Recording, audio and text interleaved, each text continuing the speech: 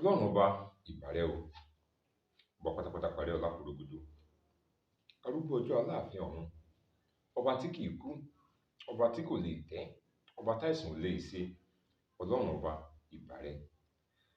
A ó ti kà gòdè ètò lónìí, kí ni ohun táwọn ọmọ gbé yẹ̀wò? A sì wà lórí òwe.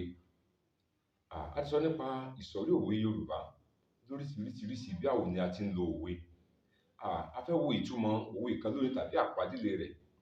Yorùbá ní Ariselarika.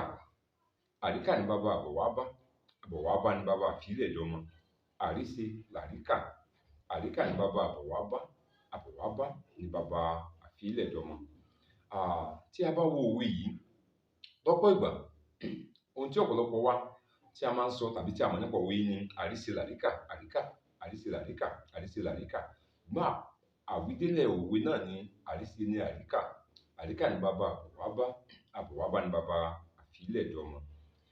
Kí ni ohun tí òwe yìí ń ṣàlàyé fún wa? Náà ni wípé ohun tí a bá ṣe ni a ó gbà. Tí òwe Yorùbá kan tó ní pé igbá tá a bá fi oníkà, òun là fi san án. Igbá tá a bá fi oníkà, òun là fi san án. Ariselarika. Tí a bá wò ó, a rí i pé ohun tí a bá ṣe, òun náà la ó gbà. Gbogbo ìwé mímọ́ tàbí gbogbo ẹ̀sìn náà ló ti fọwọ́ sí i pẹ̀lú. A máa ń lò nígbà tí èèyàn bá ń jèrè nǹkan kan, bóyá tó jẹ́ bí àtúbọ̀tán ìwà rẹ̀, bóyá ìwà kan tó ti hù sẹ́yìn, yálà ìwà rere tàbí ìwà búburú. Táwọn èèyàn bá wá ń wò, kí ló dé tó fi rí bẹ́ẹ̀? Wọ́n ní Ariselarika. Àríkà ni bàbá àrègún, àrègún ni bàbá àbọ̀wábá, àbọ̀wábá ni bàbá àfilẹ̀ dọ́mọ.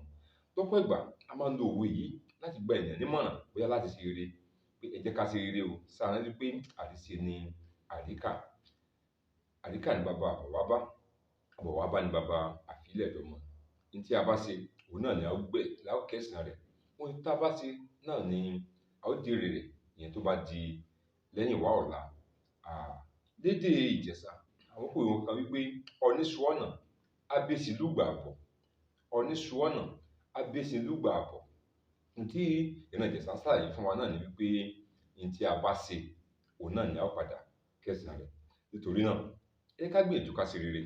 Ẹ ká rí pé ohun tí a bá ṣe lónìí, ọ̀rọ̀ kan yóò dà, bó pẹ́ bóyá. Tó bá yá, tó bá pẹ́, àwa fúnra wa, a ó padà dìtàn. Ṣùgbọ́n irú ìtàn wo ni mo sọ nípa rẹ̀? Irú ìtàn wo ni mo sọ nípa mi? Ó ṣe pàtàkì láti jẹ́ ẹni tó ń wo ìwà rere ní gbogbo ìgbà. Ibi tá gbé péréte nu fún tòní, a ó tún máa tẹ̀síwájú lọ́jọ́ mìíràn ní kò pẹ́. Akíọlá Ọlámídé lèmi jẹ́, bàbá mi ló ń jẹ́ Ọláwuyì. Ẹ ṣé, mo dúpẹ́. Ire kò ní tán lọ́dọ̀ ẹnì kọ̀ọ̀kan wa.